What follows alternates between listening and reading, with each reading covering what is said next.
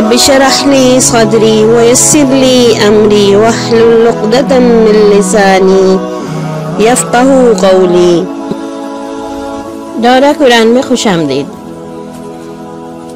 ہماری تھیم ہے رسالت، اور اس میں ٹاپک ہے اللہ تعالیٰ نے نبی اور رسول کیوں بھیجے۔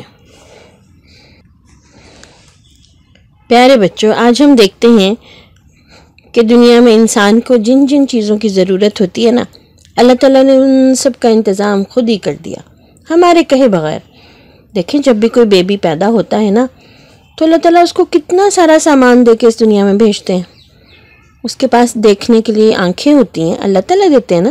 اللہ تعالیٰ اسے سننے کے لیے کان دیتے ہیں، سونگھنے اور سانس لینے کے لیے ناک، اور محسوس کرنے کے لیے سارے جسم کے اوپر اللہ تعالیٰ نے اس کی سکن بنائی ہے نا۔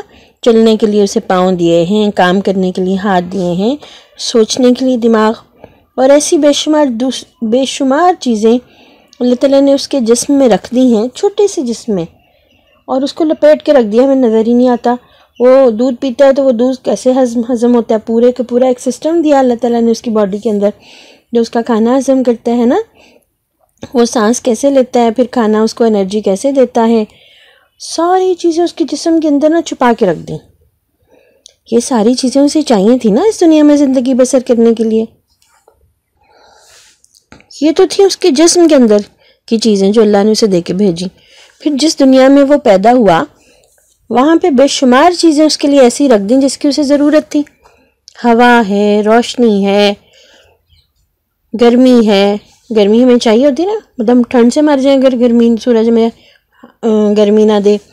پانی ہے، رہنے کے لیے گھر ہے، ماں باپ ہیں، ہے نا، اور بہت سارے اور پیارے رشتے، دادا دادی، نانا نانی، خالہ ماموں پھپھو چچا، سب پیار کرنے والے جو اس بیبی کو گود اٹھاتے ہیں، اس کو پیار کرتے ہیں، اس کے ساتھ کھیلتے ہیں، اس کے ساتھ وقت گزارتے ہیں۔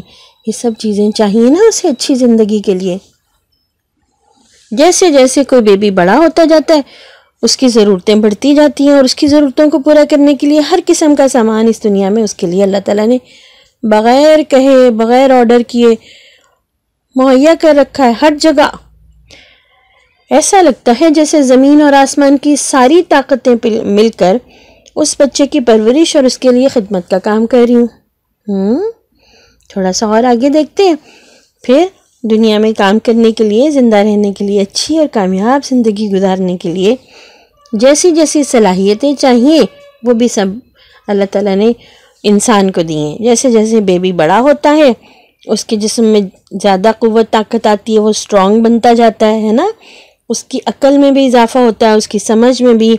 وہ بولنا سیکھتا ہے تو شروع میں کم بولتا ہے، آہستہ آہستہ بولنے میں اس کو جن چیزوں کی ضرورت ہوتی ہے بہت سارے نئے لفظ وہ سیکھتا ہے، باتیں کرنے سیکھتا ہے، اپنی جو اس کے دل میں بات ہوتی ہے اس کو بتانا سیکھتا ہے، حتیٰ کہ وہ دوسروں کو سمجھانا شروع کرتا ہے زبان ہی کے استعمال سے نا۔ کچھ انسان ایسے ہوتے ہیں جن کے پاس سمجھانے کی صلاحیت دوسروں سے زیادہ ہوتی ہے، وہ اچھا بولتے ہیں اور اچھے طریقے سے کسی چیز کو ایکسپلین کر لیتے ہیں۔ پھر دیکھیں نا، یہاں پر تھوڑی بات سمجھنے کی ہے کہ اللہ تعالیٰ کا کیسا خوبصورت انتظام ہے کہ اللہ تعالیٰ نے یہ صلاحیتیں اور قابلیتیں سارے انسانوں کو نا ایک جیسی نہیں دی کہ سب کی عقل جو ہے نا وہ اتنی ہو، سب کی سمجھ اتنی ہو، سب کے پاس علم اتنا ہو۔ جیسے اس دنیا کا نظام چلانے کے لیے ضرورت تھی ویسے ویسے یہ چیزیں رزق کی طرح، رزق ہے نا، یہ صلاحیت، علم رزق ہے، عقل رزق ہے، سمجھ بوجھ رزق ہے۔ تو کسی کو سمجھ بوجھ زیادہ دے دی، کسی کو عقل زیادہ دے دی، کسی کو یاداشت کی صلاحیت، میموری جس کو کہتے ہیں، وہ زیادہ دے دی۔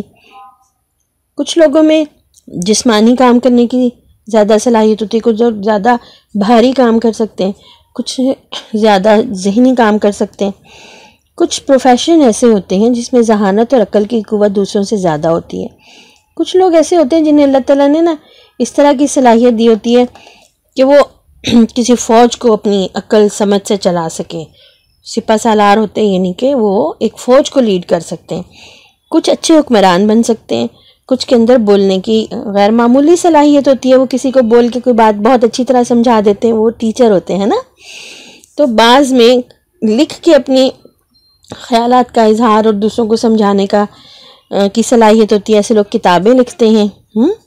کوئی ایسا شخص پیدا ہوتا ہے جس کے ذہن میتھ میں خوب چلتا ہے. کچھ لوگوں کا دماغ میتھس میں بہت چلتا ہے, وہ بہت اچھے میتھمیٹیشین ہوتے ہیں. اور کچھ لوگ ایسے ہوتے ہیں کہ وہ نئی نئی چیزیں ایجاد کرتے ہیں, خود سے ان کا ذہن ایسی چیزوں کو سوچتا ہے. کچھ سائنس کے نئے نئے قانون, نئے نئے لاز بناتے ہیں آئنسٹائن کی طرح. کچھ مشینری ایجاد کرتے ہیں تاکہ دوسرے لوگوں کی زندگی آسان ہو جائے, ہے نا. تو بچوں یہ خدا کی دین ہے.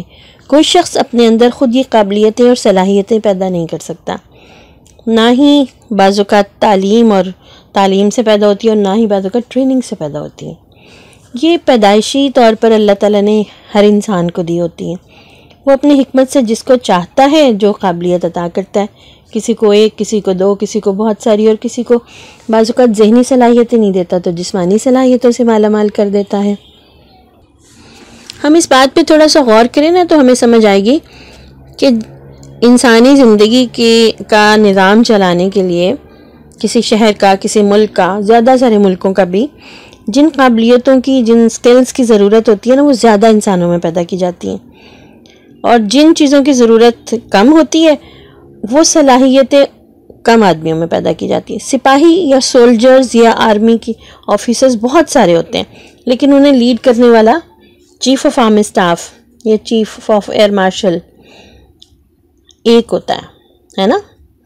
کسان, کارپینٹرز, اور اسی طرح لوہے کی چیزیں بنانے والے لوہار وغیرہ, ایسے بہت سارے لوگ ہوتے ہیں. لیکن ایسے لوگ کم ہوتے ہیں جو ان سب پیشہ ور لوگوں سے کام لے لیں, ہے نا, ان سے اپنی مرضی کے مطابق کام کروا کے آگے لوگوں کو پہنچا سکیں. جیسے فیکٹری کا اونر ایک ہوگا, اس کا مینیجر ایک ہوگا, اور وہ اپنی فیکٹری میں بہت سارے انجینئرز کو رکھے گا. ایک ہاسپٹل کا اونر, اس کا ایڈمنسٹریٹر ایک ہوگا, اور اس میں بہت سارے ڈاکٹرز, نرسز اور بہت سارا سٹاف کام کرے گا. تو جو لوگ مینجمنٹ کرتے ہیں نا, ان کو اللہ ذہنی صلاحیت زیادہ دیتا ہے. پھر ایک بات اور سمجھیں کہ انسانوں میں سے کچھ لوگ ایسے ہوتے ہیں کہ وہ ایک یا دو کام ایسے کر گزرتے ہیں کہ وہ کئی 100 سال تک باقی انسانوں کے لیے کافی ہو جاتے ہیں. جیسے آپ دیکھیں, جس شخص نے پہیہ ایجاد کیا, اس سے پہلے لوگ چیزیں اٹھاتے تھے, گھسیٹ کر لے کے جاتے تھے. کس قدر مشکل ہوتی تھی سامان کو ایک جگہ سے دوسری جگہ پہنچانے میں. زیادہ تر سفر پیدل ہی کرتے تھے, یا جانور کے اوپر, کسی جانور پہ, گھوڑے پہ, خچر پہ, اونٹ پہ بیٹھ کے. جب پہیہ ایجاد ہوا تو ایک جگہ سے دوسری جگہ سفر کرنا, ایک جگہ سے دوسری جگہ سامان لے جانا کتنا آسان ہو گیا. جس وقت سے یہ پہیہ ایجاد ہوا اس وقت سے اب تک کئی 100 سال اس شخص کی محنت جو ہے وہ ہر ایک کے, اس کا یہ کارنامہ جو ہے نا وہ ہر ایک کے کام آ رہا ہے. پہیے کو استعمال کر کے بے شمار مشینیں بنتی ہیں, بے شمار سواریاں بنتی ہیں, ہے نا. اب سوچنے کی بات یہ ہے کہ دنیا میں انسانی زندگی کو کامیاب بنانے کے لیے صرف یہی ضرورت تو نہیں کہ انسانوں میں انجینئر ہوں, میتھمیٹیشینز ہوں, سائنسدان ہوں, بہت اچھے قانون دان ہوں, اور اچھے مینیجرز ہوں. ایک اور بھی ضرورت ہے بچوں. بھلا وہ کیا؟ کہ انسانوں میں سے کوئی انسان یا کچھ انسان ایسے ہوں جو انسان کو خدا کا راستہ دکھائیں. دوسرے لوگ تو صرف یہ بتانے کے والے ہیں نا کہ اس دنیا میں انسان کے لیے کیا ہے اور اس کو کیسے استعمال کیا جا سکتا ہے, اس دنیا میں زندگی کیسے آسان اور اچھی گزر سکتی ہے. لیکن یہ بھی تو کوئی بتانے والا ہو نا کہ انسان خود کس کے لیے ہے, انسان کو دنیا میں یہ سامان کس نے دیا اور دینے والے کی مرضی کیا ہے. یہ بات جاننی چاہیے نا, تاکہ انسان اس دینے والے کی مرضی کے مطابق, جس نے زندگی بھی دی اور زندگی بسر کرنے کا سامان بھی, اس کو خوش کر سکے, دینے والے کو. یہ انسان دراصل ایسے انسان اصلی اور سب سے بڑی ضرورت ہے. اور عقل یہ ماننے سے انکار کرتی ہے کہ جس خدا نے ہماری چھوٹی سے چھوٹی ضرورت کو پورا کرنے کا انتظام کیا, وہ ایسی اہم ضرورت کے بارے میں کچھ فراہم نہ کرے. ایسا نہیں ہے. جیسے اللہ نے ہماری باقی ضرورتیں پوری کی نا, ایسے ہی اللہ تعالیٰ نے ایسے انسان بھی پیدا کیے جن میں خود خدا کو پہچاننے کی اعلیٰ بہترین قابلیت تھی. اللہ تعالیٰ نے ان کو دین, اخلاق اور شریعت کا علم اپنے پاس سے عطا کیا, اور ان کی یہ ذمہ داری لگائی کہ وہ دوسرے لوگوں کو ان چیزوں کی تعلیم دیں. بچوں, یہ وہی لوگ ہیں جن کو ہم نبی یا پیغمبر یا رسول کہتے ہیں۔ اب ہم دیکھتے ہیں کہ پیغمبر کون لوگ ہوتے ہیں۔ یہ سلیکٹڈ لوگ ہوتے ہیں، چنے ہوئے، جنہیں اللہ تعالیٰ خود چنتے ہیں۔ اور آپ کو پتہ ہے اللہ تعالیٰ کیسے لوگوں کو چنیں گے اس ذمہ داری کے لیے؟ جن کو انہوں نے باقی انسانوں سے زیادہ صلاحیتیں اور قابلیتیں دی ہوں گی، ہے نا۔ خود اللہ تعالیٰ نے ایسے لوگوں کو جن کو ایک خاص مقصد کے لیے اس دنیا میں بھیجنا تھا، انہیں خاص صلاحیتیں بھی دیں۔ وہ ایک خاص قسم کی طبیعت لے کر اللہ کے حکم سے پیدا ہوتے ہیں اور اپنی غیر معمولی قابلیت کی وجہ سے ذمہ داری کو ادا کرتے ہیں۔ ان کا ذہن عام انسانوں سے زیادہ بہترین ہوتا ہے۔ جو باتیں دوسروں کے وہم و گمان میں بھی نہیں ہوتی، پیغمبر ایسی باتیں بیان کرتے ہیں جو ان کے سوا کوئی اور بیان نہیں کر سکتا۔ اللہ تعالیٰ ان پر وحی بھیجتے ہیں۔ اب یہ دیکھیں، وحی ایک ایسی چیز ہے کہ اس کے بوجھ کو سہارنا بھی کسی خاص انسان کے بس میں ہی ہو سکتا ہے، جس کو اللہ نے یہ ہمت اور طاقت دی ہو۔ آپ سوچیں ذرا، جب نبی کریم صلی اللہ علیہ وسلم پر پہلی وحی نازل ہوئی تھی، وہ کیسے گھبرا گئے تھے، ہے نا۔ اس کے باوجود کہ وہ اللہ کے وہ سلیکٹڈ بندے تھے جن کو اللہ نے اس خاص مقصد کے لیے چنا تھا، تو پہلی دفعہ وہ حضرت جبرائیل علیہ السلام کو اپنے سامنے دیکھ کر گھبرا گئے تھے۔ ان کی نظر بہت باریک بین ہوتی ہے، وہ چھوٹی چھوٹی باتوں کو تک بھی خود بخود پہنچ جاتی ہے، جو عام انسان جن پر غور ہی نہیں کر سکتا۔ وہ جو کچھ کہتے ہیں اور جس طریقے سے اللہ تعالیٰ نے انہیں کہنے کی صلاحیت دی ہوتی ہے نا، ہماری عقل اس کو قبول کرتی ہے، ہمارا دل گواہی دیتا ہے کہ ان کی بات درست ہے۔ دنیا کے تجربات اور اس کائنات کے اندر جتنی اللہ کی نشانیاں ہیں نا، جو وہ ان کو بیان کرتے ہیں نا، تو ہمیں ان کی ایک ایک بات سچی لگتی ہے۔ آپ کو پتہ ہے وہ خود اپنے پاس سے کوئی بات بھی نہیں کہتے، وہ سب کا سب وہی کہتے ہیں جو اللہ کا حکم ہوتا ہے اور اللہ کی طرف سے انہیں رہنمائی دی جاتی ہے۔ ان کی طبیعت اتنی اچھی اور پاکیزہ ہوتی ہے اور وہ ہر معاملے میں سچا سیدھا شریفانہ طریقہ اختیار کرتے ہیں۔ وہ کوئی غلط بات نہیں کہتے، کوئی برا کام نہیں کرتے، ہمیشہ نیکی اور سچائی کی تعلیم دیتے ہیں، اور جو کچھ وہ دوسروں سے کہتے ہیں نا، اس پر خود عمل کر کے دکھاتے ہیں۔ نبیوں کی زندگی میں کوئی ایسی مثال نہیں ملتی کہ اگر انہوں نے کچھ دوسروں سے کہا ہو کرنے کے لیے تو وہ ان کا عمل اس کے خلاف ہو۔ اور پھر پیارے بچوں، ان کے باتوں میں اور ان کے عمل میں کوئی ذاتی غرض نہیں ہوتی، وہ سیلفش نہیں ہوتے، وہ سارے کا سارا ہمارا بھلا چاہتے ہیں۔ وہ ہمارے بھلے کی خاطر خود نقصان اٹھا لیتے ہیں، اور اپنے بھلے کے لیے وہ صرف اللہ سے اجر چاہتے ہیں، اپنے بھلے کے لیے کسی کا نقصان نہیں کرتے۔ ان کی ساری زندگی سچائی، شرافت، اعلیٰ درجے کی بلند خیالات والی اور اعلیٰ درجے کے عمل والی زندگی ہوتی ہے، جو سارے انسانوں کے لیے ایک نمونہ ہوتی ہے۔